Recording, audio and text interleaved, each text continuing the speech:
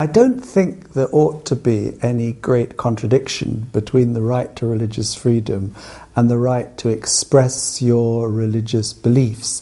I think it's an aspect of ordinary human dignity that what is the deepest in people's hearts should be able to be expressed in the public domain or one-to-one in friendship. The important thing is that that expression of faith should not be to coerce people to convert, because I think all the faiths would agree that it is only God that converts, and it's not individual people. That's the principle I think we've got to hold on to, the non-coercion, big principle in the Holy Quran.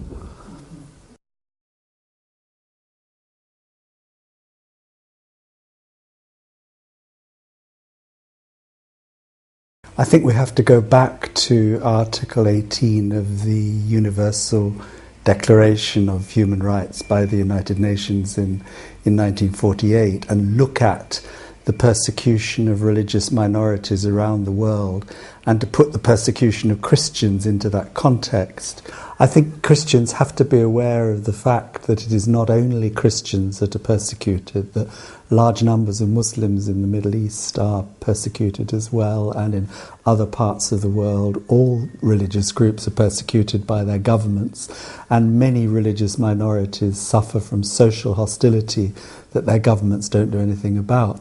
That shouldn't make Christians in this country in any way hostile to people of other faith that are their neighbours, because they must remember that the religion of their neighbours is also a cause of suffering around the world for their brothers and sisters in different religions. And I think that's a very important principle to hold on to.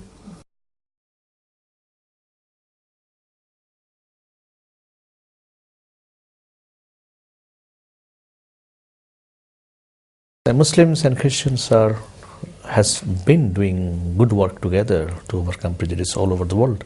Many historical evidence are there for, but currently that I think there are examples that the same threat, same aspirations that the Muslims and Christians do have got opportunities of work together. Say, for example, the climate change, it would affect the whole humanity. And even the changes, if you look at the Millennium Development Goals of the United Nations, these are 8 different targets: reduction of maternal mortality, reduction of child mortality. They're common human concern. So Muslims and Christians, when they start doing things together, which they are doing, I mean, I have been privileged to work with Christian Muslim Forum, and Made in Europe Muslim Agency for Development and Enterprise. Together we worked on trade justice, we are working on food justice, we have done work on climate change. So I think there are commonalities which affects all humanity, and when Muslims and Christians are work hand in hand, I think that would obviously remove any obstacles and any prejudice that is inherent.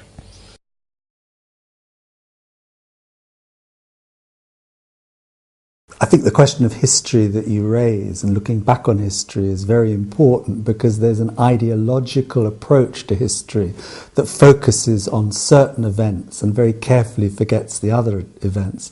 A Palestinian Muslim friend of mine told me that he'd seen about 30 different films about the Crusades, and guess what? The Christians didn't come out very well from the movies that they appeared in.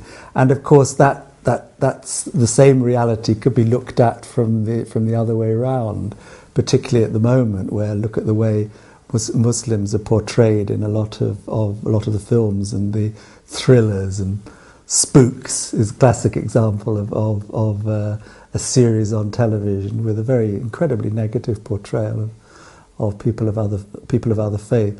So we need to remember that the Christian community undertook through the Crusades massive slaughter of Jews long before they ever reached the Muslim world to start fighting the Saracens and the Muslims. And the anti-Semitic activity of the Crusaders was certainly remembered by the Jewish community as much as by the Muslim community.